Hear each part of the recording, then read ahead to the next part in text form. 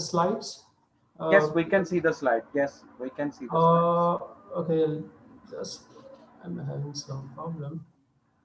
Uh, So at the moment, we can see the slide where Martin Gardner and John Conway are sitting. okay, so I cannot go further. I don't know why. Okay. So I have to use my cursor. Okay, rather than the other one. Okay. So let's start. This is a uh, this is my talk. It's about the game of life on algebraic universes. Okay, so in this talk, I will discuss about actually cellular automata, which are associated with this famous game, Conway's Game of Life, on different universes. And here by universe I mean it's a kind of cell space which I will define in the talk, and these universes will be provided by groups and also group sets and some other algebraic structures, racks. The concept of a rack is also due to John Conway. So uh, let's start. What is this game of life? It's a kind of cellular automaton which we can see on this GIF on the right. I've taken this nice GIF from the Wikipedia, where you can see some kind of symbolic dynamics on the surface of a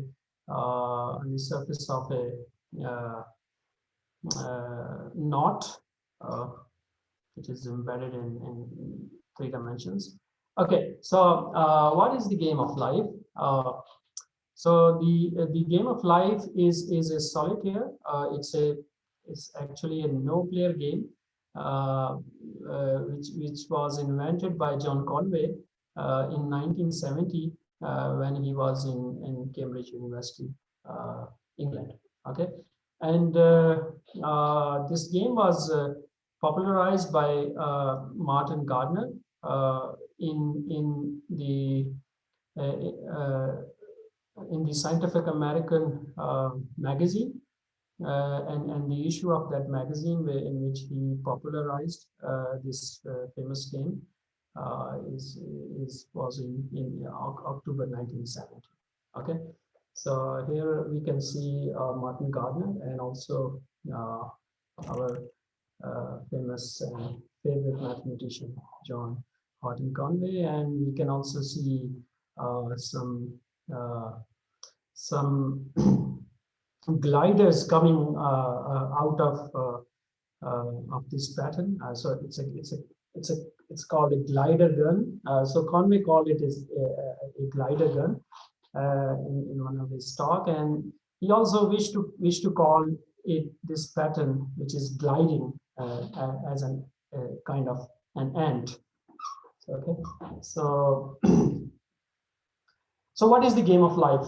Let's discuss this more formally, uh, and how we can define this game of life, and what is the classical game of life, and uh, how, well, where we can play this game of life. Okay, so the classical game of life consists of infinite two-dimensional orthogonal grid of square cells. So we can take infinite two-dimensional checkerboard, and which is of course extended infinitely in all directions, and then uh,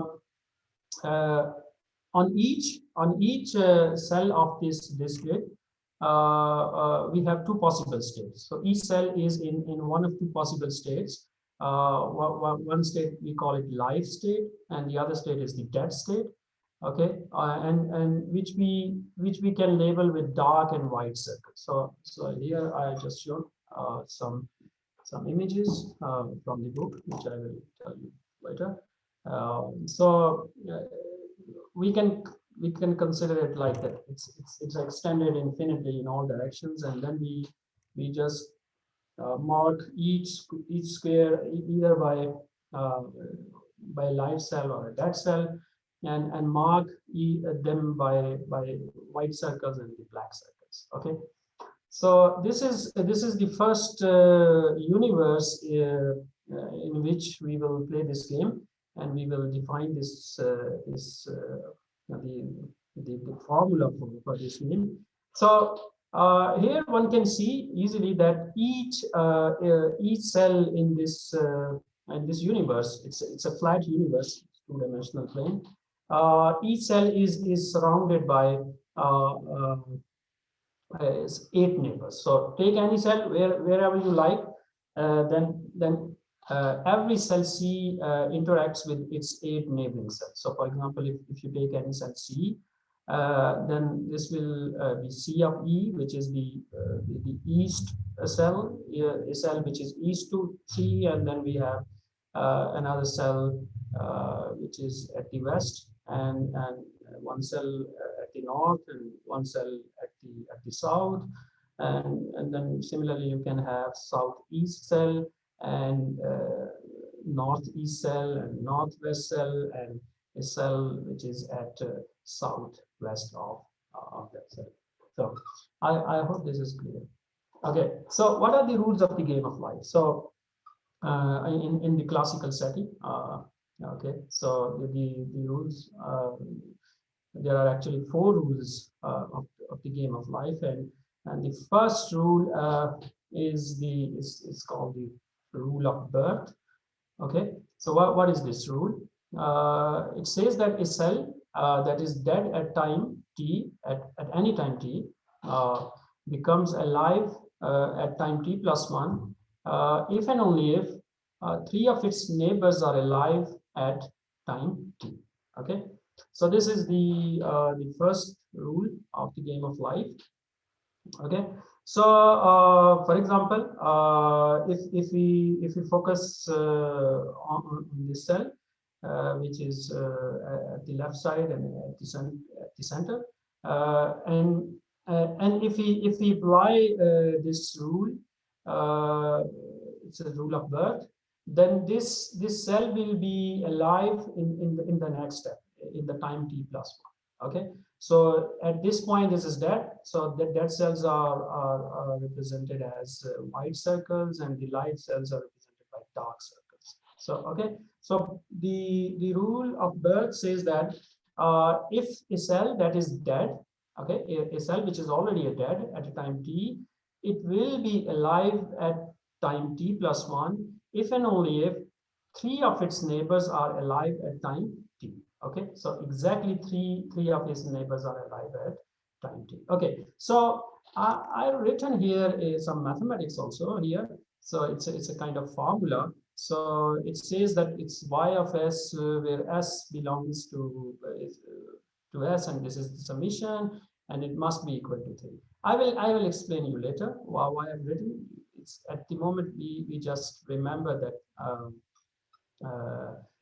that the rule of birth, in the rule of birth we have this kind of mathematical equation in summation form. Okay, so then we have the next rule of the game of life, which is called the rule of survival. When a cell survive, when a cell will survive or survives, okay, a cell that is alive at time t will remain alive at time t plus 1 if and only if it has exactly 2 or 3 neighbors at time t. Okay, so for example, in this configuration, we have a cell which is already alive. Okay, and this cell will remain alive at t plus 1. Okay, and the next step of the time. Why? Because this cell has either two alive cell or 3 alive cells. So this this box where we can see both alive and dead cells in the same box, which shows some kind of possibilities that it can be this cell can be alive and also be dead, but it's possible. Okay, because it says that it has exactly 2 or 3 neighbors at time t.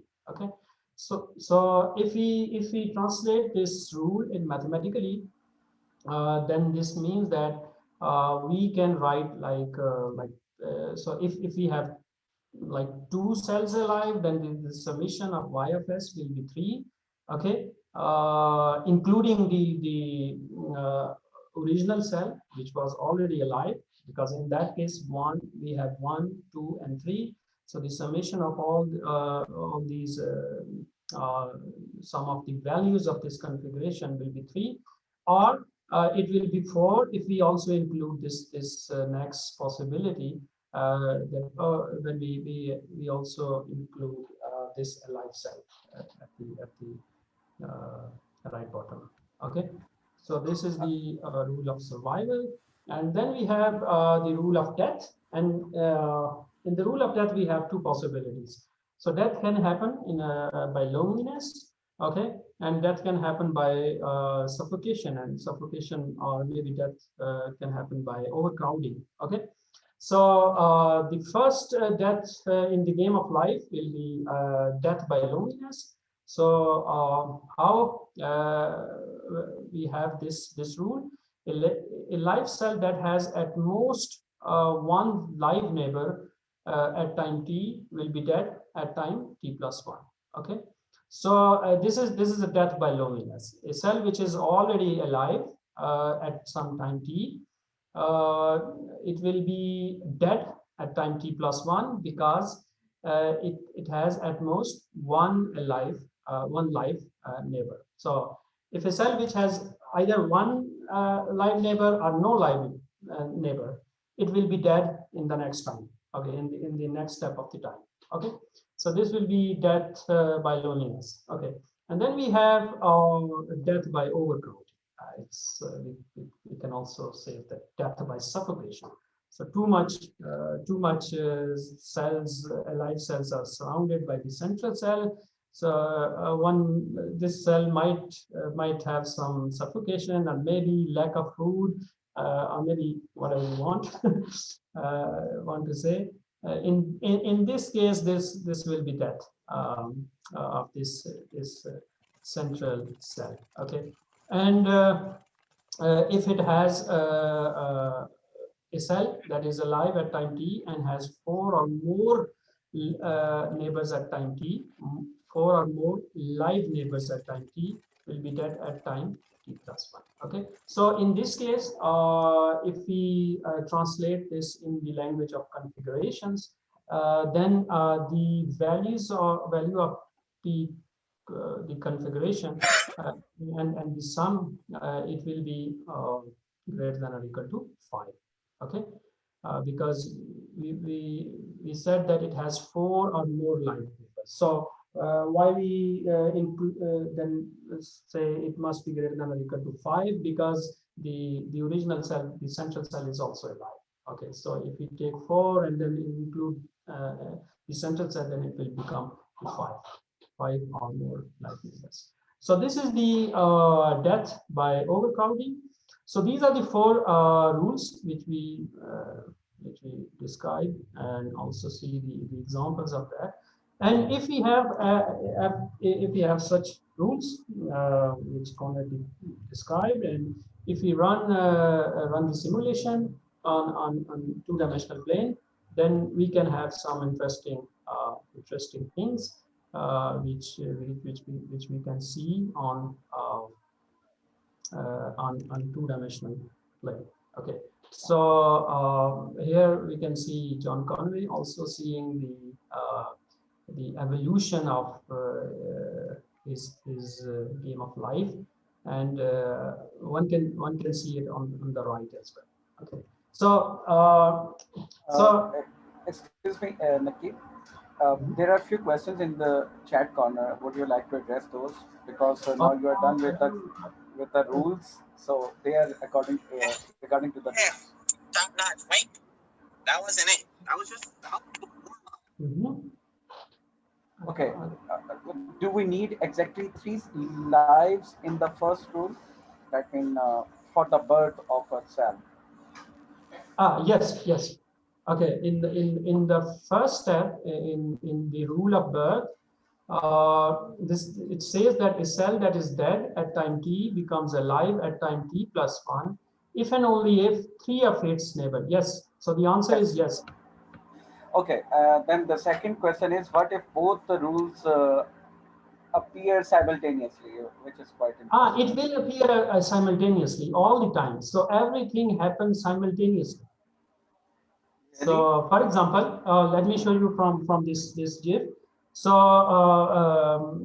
if you look at any of the configuration or any of the pattern, it appears all the time. It's happening continuously. It's a kind of simulation which is happening simultaneously, and all the rules are applied simultaneously, and it will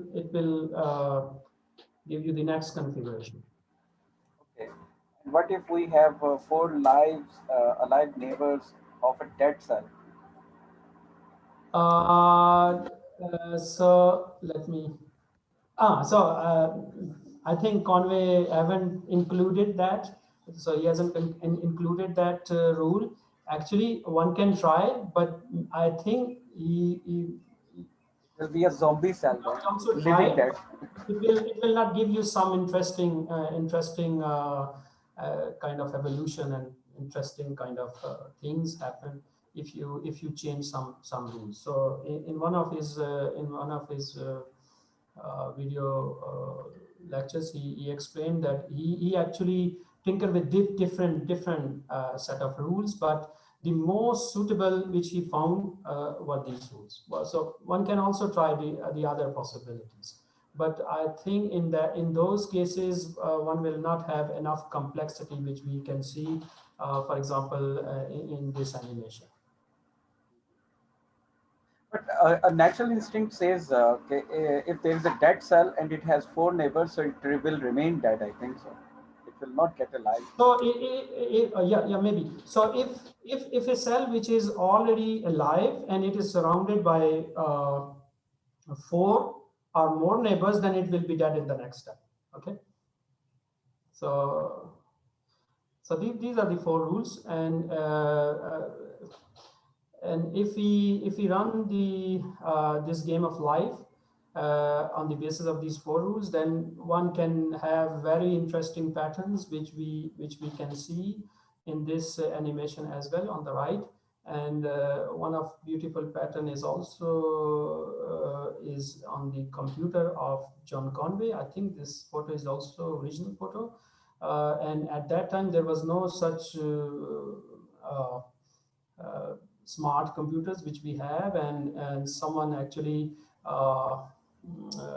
programmed the game of life on these old computers, and we can see also some beautiful patterns and configurations on that computer. I think all these animations, they started with some filled automata and then run the game of life over that, right? Exactly.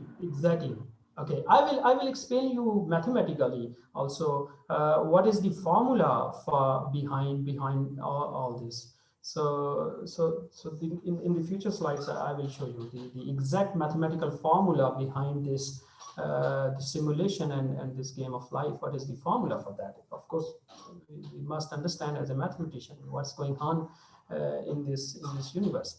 Okay, so but if someone is from computer science and if someone is interested in to know more about from the computer perspective, so it has some interesting properties. For example, this says that the game of life has the power of a universal Turing machine. So what does this mean? So what is the meaning of this one? This means that anything that can be computed algorithmically can be computed by using this game. So this is something very interesting for computer scientists, because then you can do a lot of logical gates and other things by using this game, and it will give you more complexity and more possibilities to compute different things rather than the classical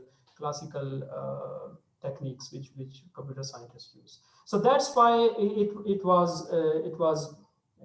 became a kind of very popular among computer scientists, and lot of people still do a lot of programming by using the game of life. So such a property is called it's called a universal Turing machine. So sometimes computer scientists call that this game is a universal, or this simulation is universal, which means that anything that can be computed algorithmically can be computed by using this game.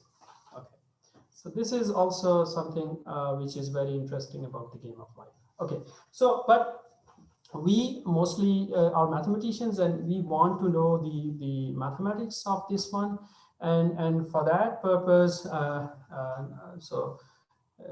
the next part of the talk will be more mathematical and more abstract, okay, and algebraic. Okay, so how we can see this game of life as a cellular automaton, and what is cellular automaton, how we can define it as a cellular automaton, and in which group actually it's happening. So one can see the universe which we are playing this game. It's the infinite two-dimensional plane. We can see it as a group. Okay, so what is the group structure of this plane? The group structure is the group Z square. Okay, so it's a Z cross Z. It's an abelian group. Okay, and then we can have a one-to-one correspondence between the square cells in the grid and the elements in this group. Okay, so we have this very easy group. I don't use the word simple, because in group theory simple does not mean simple. So this is very easy group to understand, which we have the group of ordered pairs A and B, and A and B are from the integers. Okay, so so how we can somehow associate this group with the square cells and in the infinite plane. So it's just a simple one-to-one correspondence between the square cells and the grid, square cells in the grid, infinite grid, and the elements in the group. So for each cell in the infinite plane, one can associate an element of a group. For example, you can start with the origin. So 0, 0 square, you can represent that with the 0, 0 element, the origin of the group. Okay, which is also the additive identity of this group. Okay, and then we can take a subset, a finite subset of this group, which is the product of this S. I mean, denoted by S, but it is actually the subset of G, which is a subset of Z square, and it is the Cartesian product of -1, 0, and 1. Okay, so then a given cell C and its neighboring cells correspond to the group element C plus S, where S belongs to capital X. Okay, so in this setting, this is the cell C, and it can be any element of the group. You can even consider it as the origin of this group 0, 0. And then what will be the next element of the group? This square will be the element C plus 1, 0 of the group, and on the left side you have C plus -1, 0 ordered pair, this element of the group, and similarly you have the remaining elements. And in this way, one can somehow represent this two-dimensional plane by the elements of the group. So this is the way how we will model the game of life in group language, group theoretic language. Okay. Okay, so then the game of life as a cellular automaton, how we can define the game of life as cellular automaton on this group.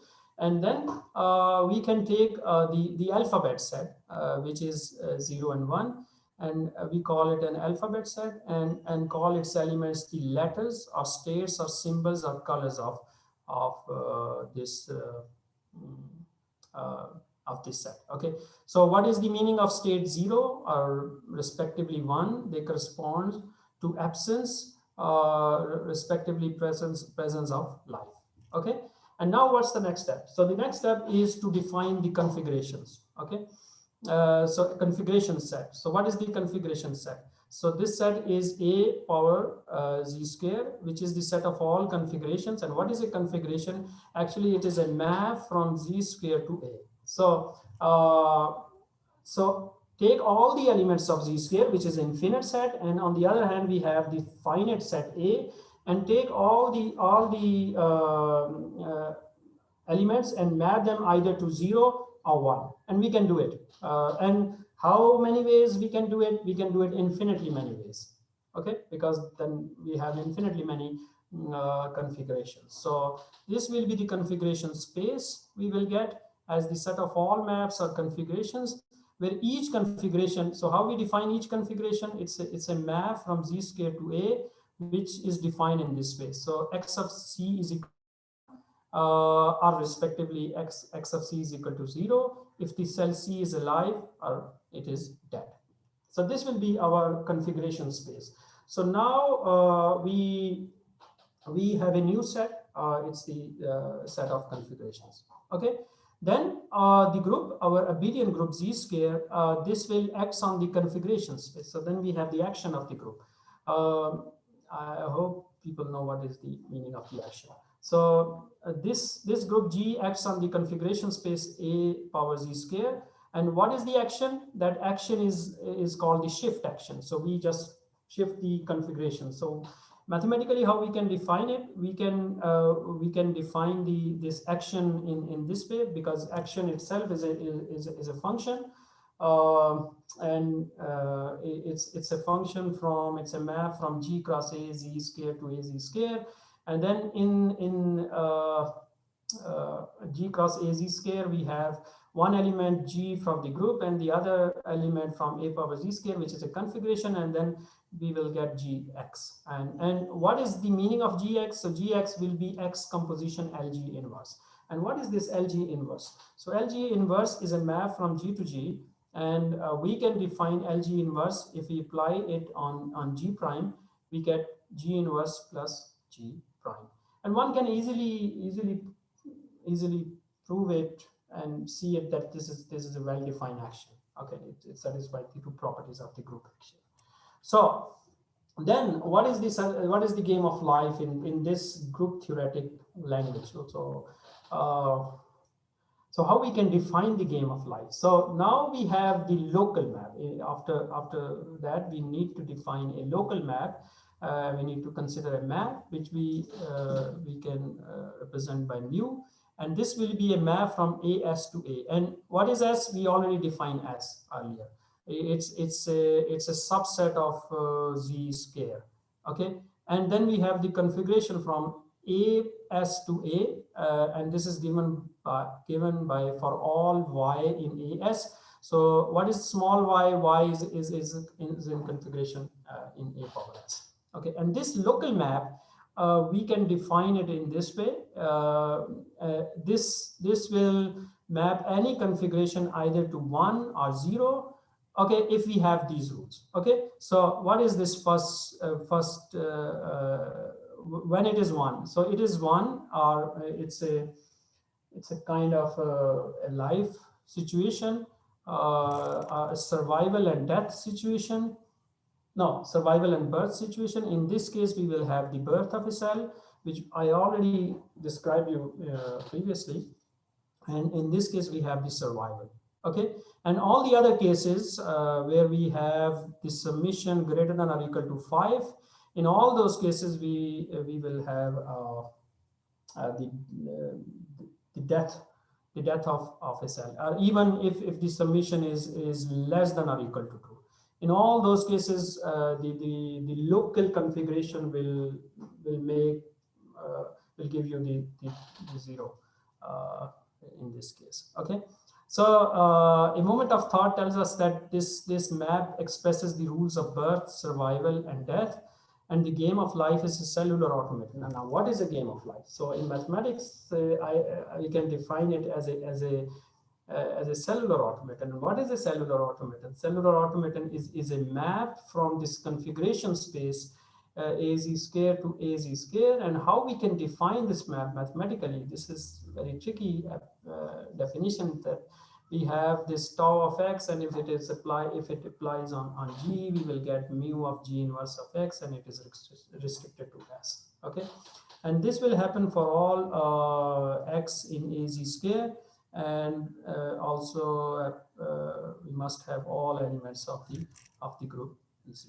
Okay, and what is this G inverse x and then restricted to S? What does this stand for? This denotes the restriction of the configuration G inverse x. And what is G inverse x? We can define it X composition LG to S. So what is a game of life for mathematicians? So the game of life for a mathematician, for algebraist, is a cellular automaton. Okay, and how we can define a cellular automaton? It's a map from the configuration space to the configuration space, and which is defined by another map, which we call the local defining map. Okay, and in this case, S is also called the memory set. Okay, if we borrow the terminology from computer science. So we have the local defining map mu, and then we have the memory set, which is S. And by using all these things, we can define a game of life as a cellular automaton. Okay, and what is a cellular automaton? Cellular automaton is a map from configuration space to the configuration space, which is defined in this way. Okay. Now, excuse me. Can you go to the previous slide? Previous slide. Yes. Yeah, this one. Okay. You pick the set A01 with the alphabet set. Okay, and then you take the configuration space AZ square, right? Okay. One thing which is okay, the group action is well defined. Everything is clear. If we go next, so how this small g, the entry which is coming from Z square, is coming into the play of this game of action. So you understand my question? In this slide? Yeah. In the next. Okay, here. Yeah. In this. Yeah. Okay. Yeah. In this clip. So when now you have a map which is from AS to A, and this map is defined by this one. I'm just confused about the role of G in this tau of X.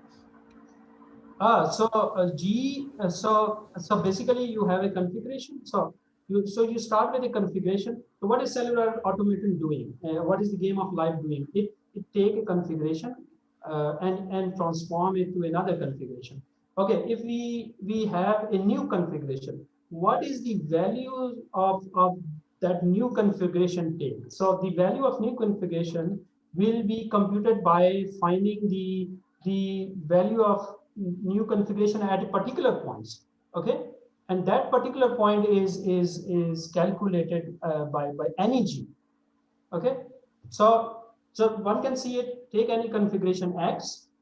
It is consist of some on and off cells. Okay, and then cellular the game of life will transform that configuration by using 4 rules, okay, which are described by this local map.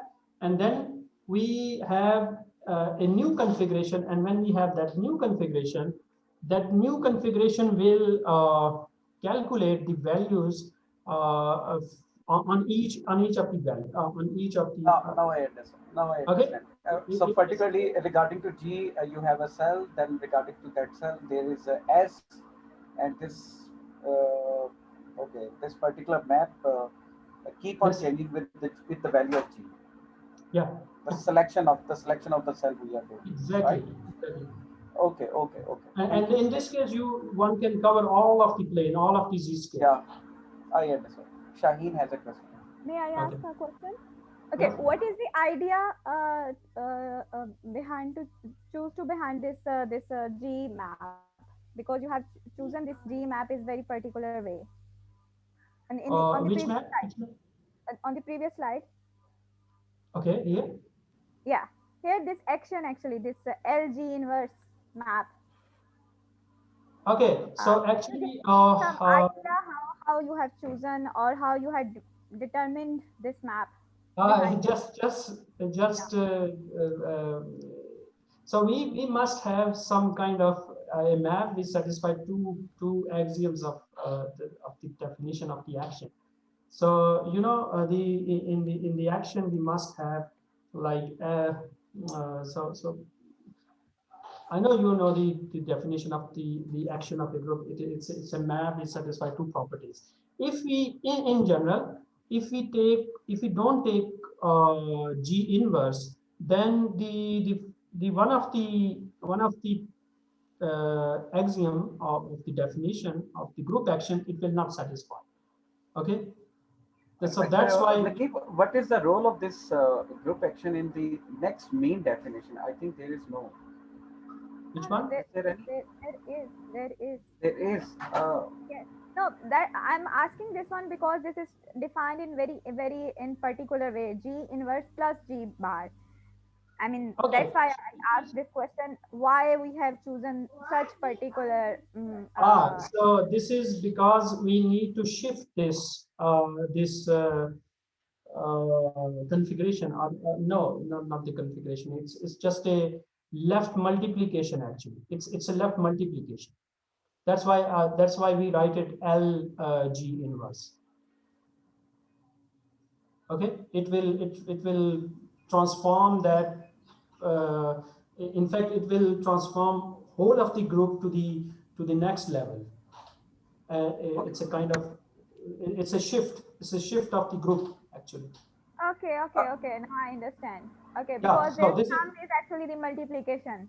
Okay, yeah, that's why exactly. this is just Yeah, like a yeah. conjugate map. Nothing. Exactly. This is left Yeah, multiplication yeah. because Okay. in this Okay. case, yeah, in this case we have the group which is abelian. That's why I put plus in this case. But if you Yeah. have in Okay. general, But because there is minus on this, so that's why that's confusing for me.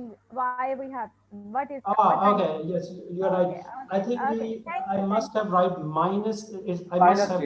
Yeah, minus yeah, yeah. rather than G inverse. Yeah. Thank you for that Okay, very good. clarification. Okay, so let's go back to some history so that we already seen so much mathematics. So so I just included this brief history of cellular automaton, how this idea started, the one which we have seen mathematically in the previous slides. So actually the idea of cellular automaton was introduced by John von Neumann.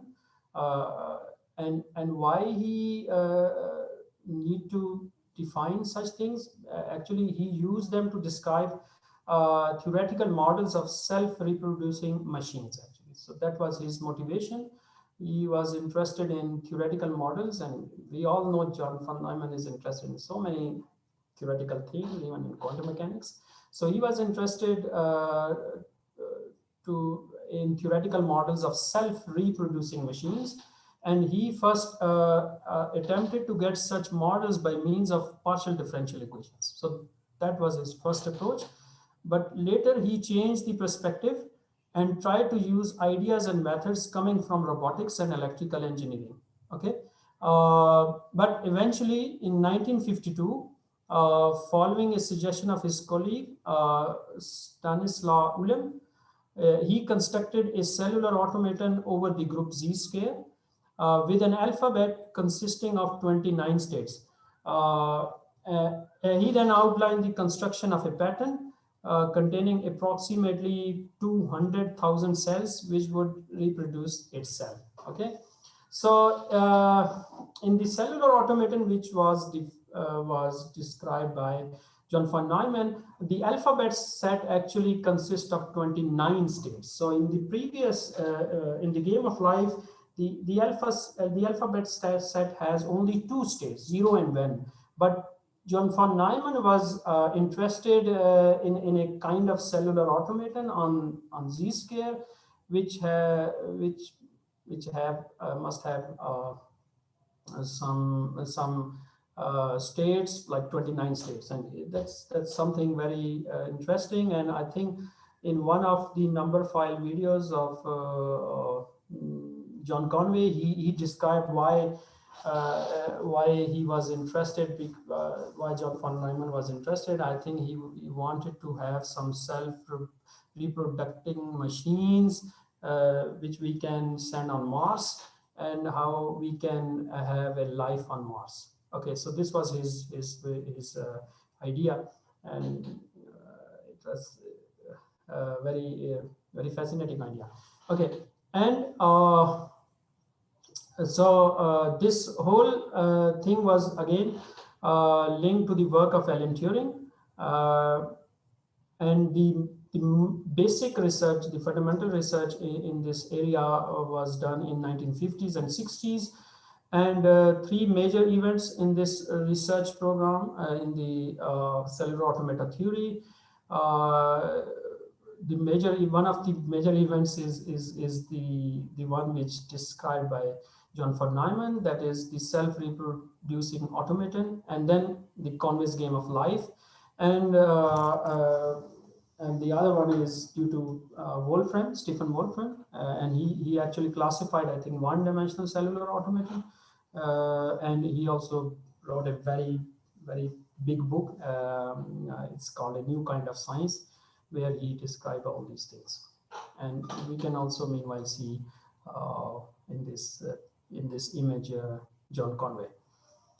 So these were the people who actually started this research program and this theory of cellular automaton, and now it is taken by algebraists and group theorists and a lot of even people from analysis and from geometry and topology side. So what is the definition of a cellular automaton? And then people started writing even books, very interesting books. And this is one of the books which I studied, and actually this is what I also teach a course on this topic. It's the title of the course is actually the same, the cellular automaton course actually. So how we can define in general what is a cellular automaton on any group? Okay, because in the previous we just taken the group Z square. So one can define a cellular automaton on any group actually. So what is the definition of that cellular automaton? So a cellular automaton on a group G, and the alphabet set A is a map tau from AG to AG of this configuration space AG, which are the maps from G to A, which satisfy the following two properties. So any cellular automaton on a group G, actually it's a map from the configuration space AG to AG, which satisfy these two conditions. And one of the condition is that there exists a finite subset. It must be a finite subset, because otherwise it will not be it will not be a local, and you must have a finite set so that you can reach at the cellular level. And you must have, one must have a local defining map mu such that we have this property which we already see in this. Okay, so this is a general construction, and here we have G inverse X, which is X composition LG. Okay, yes. So I think this must be, yeah, I think there may be some details. Okay, so now some other properties which mathematicians, I have to go fast, which mathematicians describe it from the game of life. So the game of life on this group Z square is continuous and equivariant cellular automaton. Okay, so how one can prove it? Actually, this is due to this very famous result from the theory of cellular automaton, which was proved by different mathematicians. It's called Curtis-Hedlund theorem, and sometimes it's called Curtis-Hedlund-Linden theorem, which says that a cellular automaton tau from AG to AG for any group G and the finite alphabet A is continuous. So by continuous, we mean that it is continuous with respect to a topology. And what is the topology in this case? The topology is a product discrete topology, which we call pro-discrete topology. So in fact, AG is the product of different copies of A, and on each A one can define a discrete topology, and then By using that, we can define a topology on AG, which is the discrete topology. And this map is also G-equivariant. And what is the meaning of G-equivariant? The meaning of G-equivariant is this one, that if we shift a configuration by any element of a group and then apply the cellular automaton, the result will be same if we first transform a configuration by cellular automaton and then shift that shift by that the same elements. So since this statement is true for any group, so therefore the game of life, this is also holds for the game of life. So which means that the game of life on a group Z scale is a continuous and equivariant cellular automaton. This is when we see this in on the universe of groups. Okay. So then we have another very famous theorem in this theory of cellular automaton, which is the Garden of Eden pattern and the Garden of Eden theorem. So one can have a complete long talk on this, the Garden of Eden theorem, and how one can find the Garden of Eden pattern in the game of life. So what is the Garden of Eden pattern? So it's a kind of pattern which appears once in the evolution, but it will never appear again. Okay, so it's like a Garden of Eden. So what is a Garden of Eden? It's a biblical term which we often use for a lost paradise. So it's a kind of a configuration which happened once in the evolution of the cellular automaton, and it will never come again. So so one can understand this by imagining that can we have a configuration which appears once in the game of life, but it never appears again when the evolution, when we see the evolution of the cellular automaton or the game of life. Yes, there are configuration which appears, but it don't appears first at the first step, but it don't appear in the future. Okay, and such configurations are called the Garden of Eden configurations. And if we have such a Garden of Eden configurations, then this means that that map tau is not subjective. Okay, so this means that we have in the beginning some configuration, but it will not appear again in the output set. Okay, so one have a configuration AG in the beginning, but it will never come again when the cellular automaton is applied. Okay, and this is a very famous and very difficult theorem in this theory of cellular automaton, and many different mathematicians and algebraists actually prove this by using so many different areas coming from analysis and topology, and even maybe some from computer science, and some concepts about entropy and the entropy of information, and some ideas which are similar to Shannon's mathematical theory of informations. Okay, so there are a lot of things, and I don't go into the details. And one of the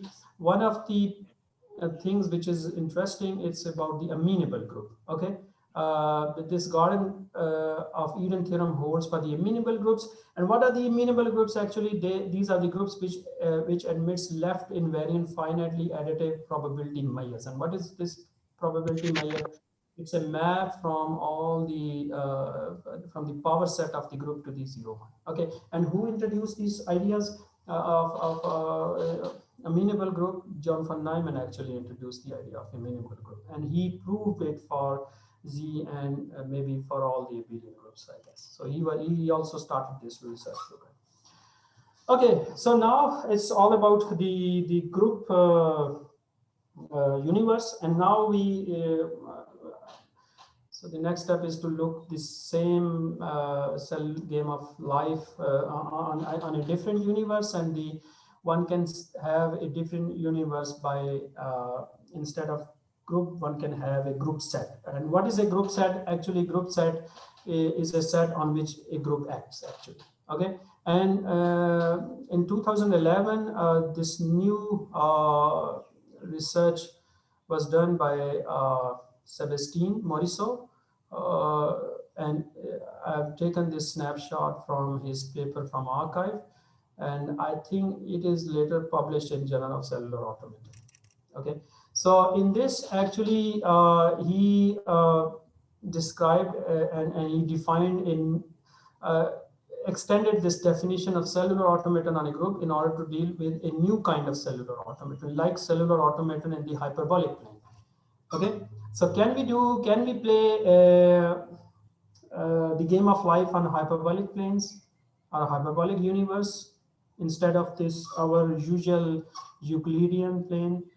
So in this paper, he described that, and not only he described this, and also explained this in a more general form. But the condition, so how he started with a set with a transitive left action. So the action of the group must be transitive. So which means that this set gamma must be a homogeneous set. Okay. So I don't go into the detail, and this was his definition of cellular automaton. It is almost similar, but he in this new definition he described he defined a coordinate system actually. Now the game of life is not on the group; it is now on a set on which group acts transitively. So this was the definition of Morisot. And this is the definition of the coordinate system. I don't have enough time to go into the detail of that, but the purpose of this is to show you the next step of this this one. So and in the same paper he described the hyperbolic game of life as a cellular automaton. Okay, so how he described he described in this way. He considered so in this paper, consider a tessellation of the hyperbolic plane at scale by regular octagons. So it's just in the parallel, just like parallel in the Euclidean case. In the Euclidean case, we have every cell is surrounded by eight neighboring cells, and how one can have a similar situation in hyperbolic plane. So one can tessellate the hyperbolic plane by octagons, and then each octagon will have 8 neighboring octagons. Okay, and then he defined the game of life in a similar way, which we described already. And this is something interesting in his paper, that if he has some comparison, he's done some comparison, interesting comparison between the game of life on the Euclidean and the hyperbolic game of life.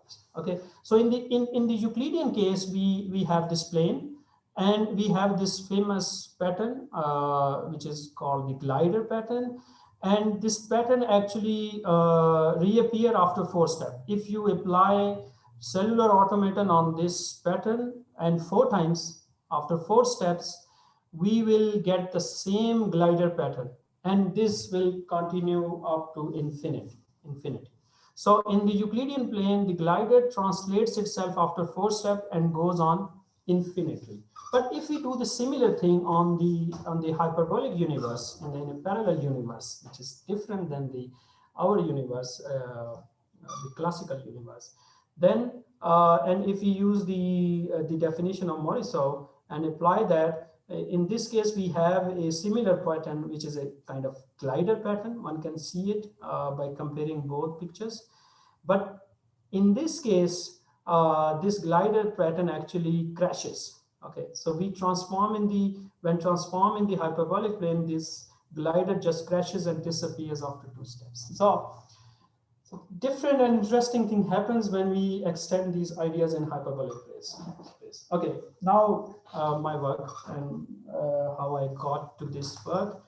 Let me see. Last just 5 minutes, I hope, so I will take. So in my work, I got some interest. So how I got interest in this?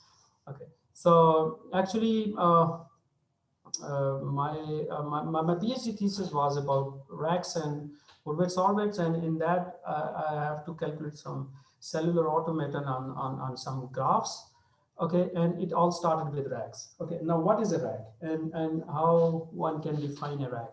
So the idea of rack again is due to John Conway. So the idea of rack, what is a rack? It's a non-associative algebraic structure. It was rediscovered and generalized in unpublished correspondence in 1959 between John Conway and Gavin Raith. So, who at the time were undergraduate students in Cambridge University. Okay, and this rack term actually is due to Conway. Conway renamed them racks. Why?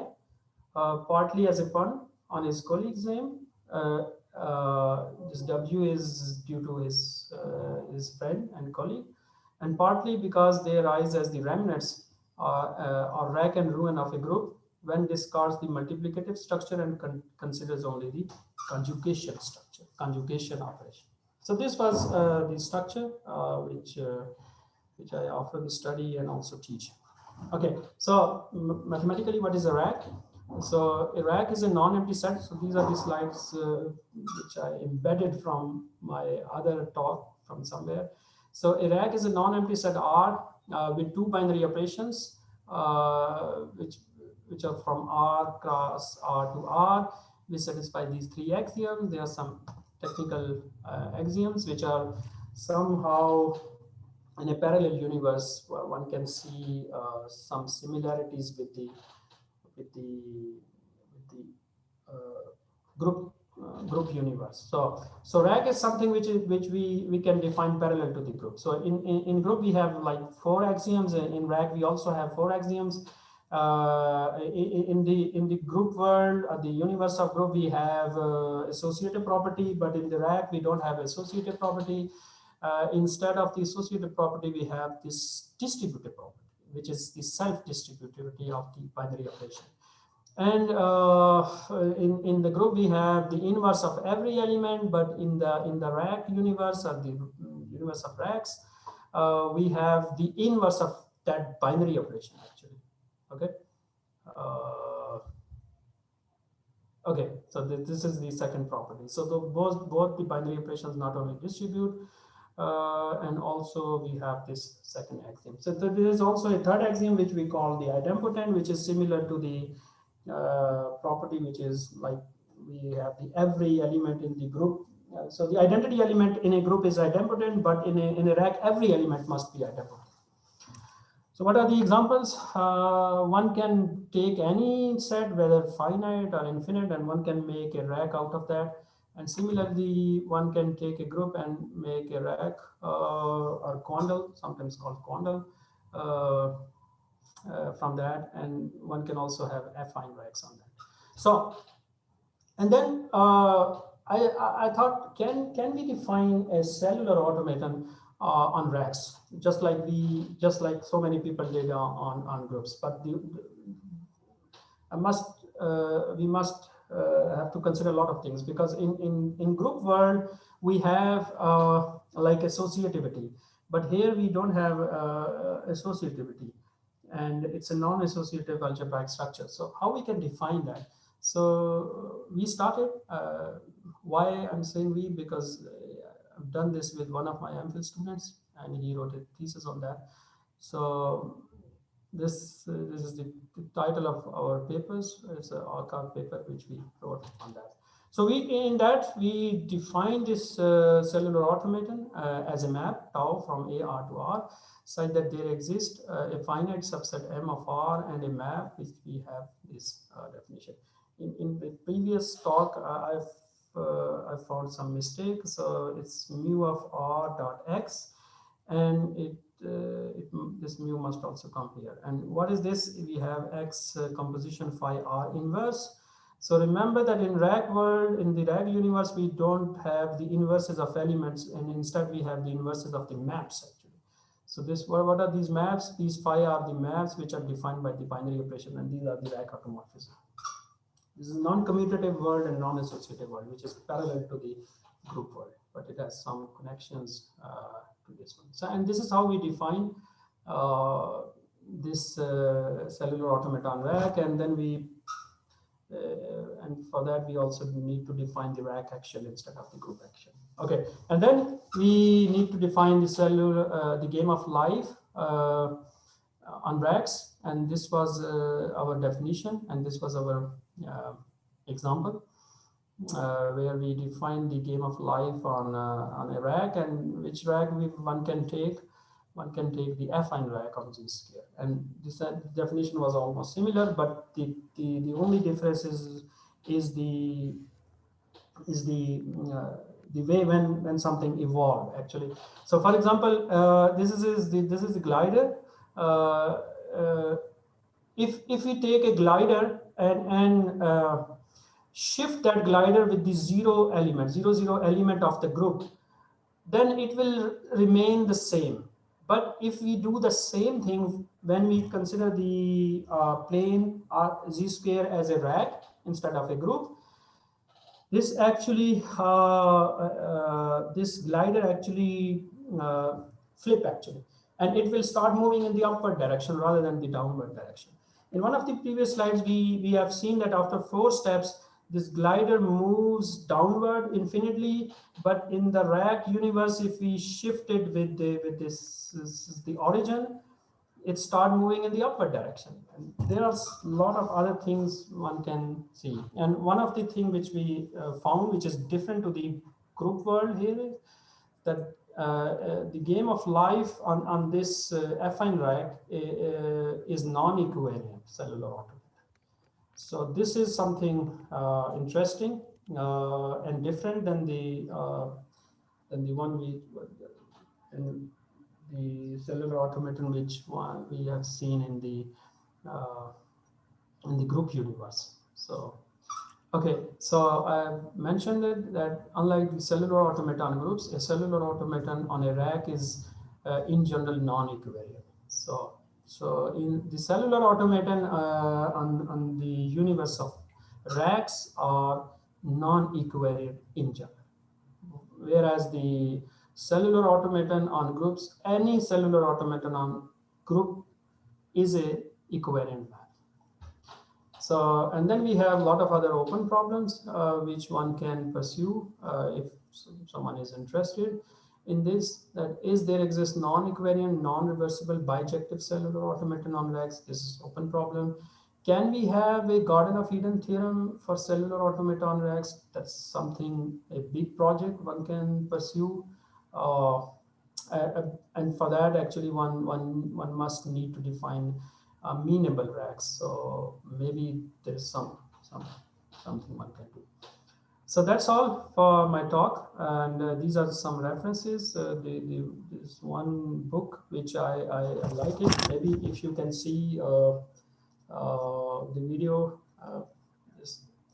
Imran, can you see the? Yes. Okay, Yes. so this is the book which I like most, and I often read this book, and I also written a paper, archive paper, which is one can also read that. Okay, thank you very much. Thank you, Nakeet. Thank you very much for a very, very interesting talk. Definitely, many of us would not are habitual of viewing automata, cellular automata, in the way you have described here. Uh, though everyone, probably with the death of John Conway, everyone got familiar with the game of life and game of death. But this kind of structure is quite an interesting and really a beautiful structure, and a lot more interesting things to come in upcoming years. And connecting racks with this particular structure is another interesting, brave attempt, I would say. And I hope it will get more attention, and more references and more citations would follow up. And do we have any questions? So there is a few questions. Okay, the first question is how time variable is included in cellular automata?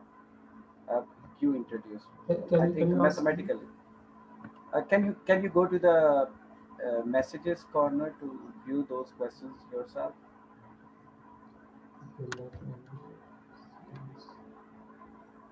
So go to the participants. Okay, let me read it out. Do you know, we have a cellular automata, then we have with the passage of time after every time. So the cellular automata keep on changing. So Yes. the question is, one of the member is that how time variable t is Okay. incorporated in your map. I think so. Oh, okay. So every time a cellular automaton updates itself, that's the time actually. So of course it happens in some time. Okay, and I don't know how I can describe it. I mean, when we see it as as an evolution and as a simulation, then when we run this simulation, so every time a configuration changes to the next configuration, it happens in some time.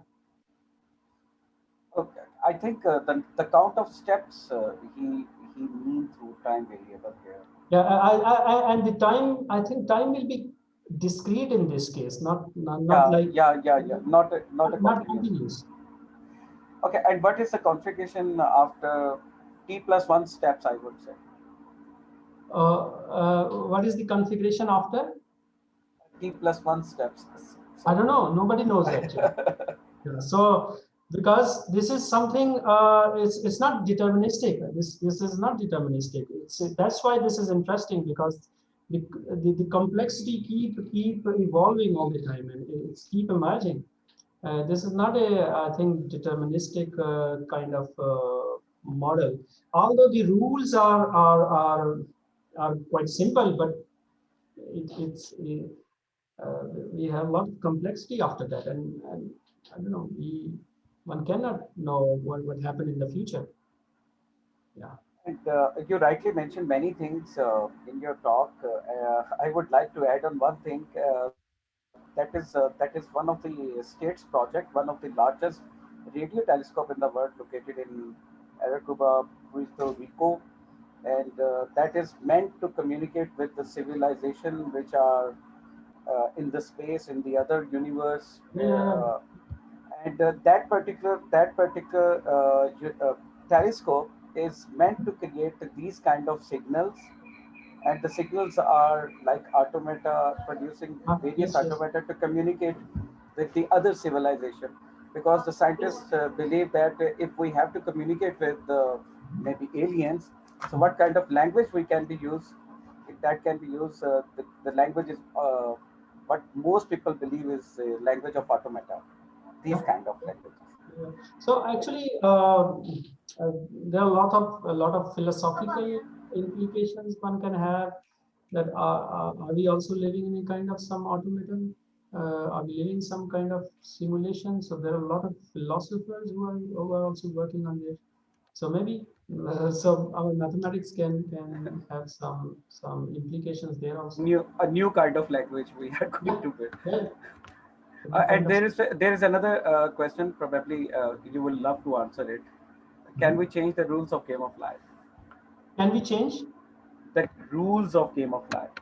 Yes, you can change, but so the problem, I think, Conway, which I heard from different from his different talks, he mentioned that he tried different rules actually.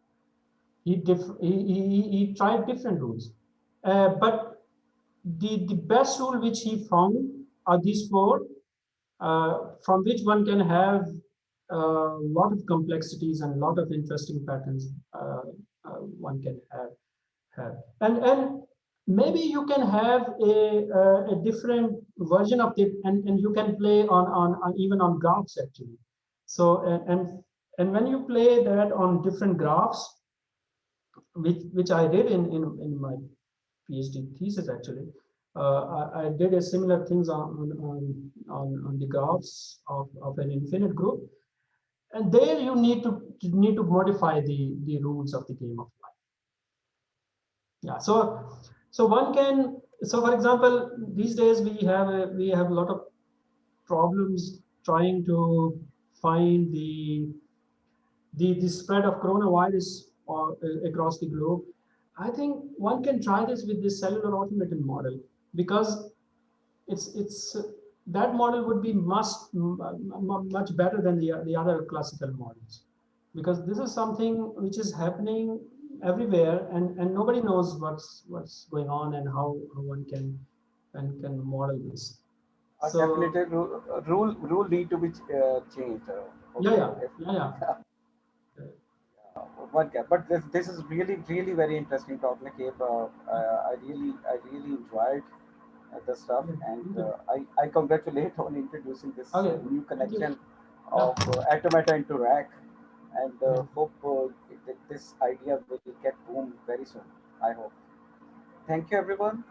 Any other question or suggestion by the audience? Okay, if this is not the case, let us thank the speaker once again, Nakibur Rahman.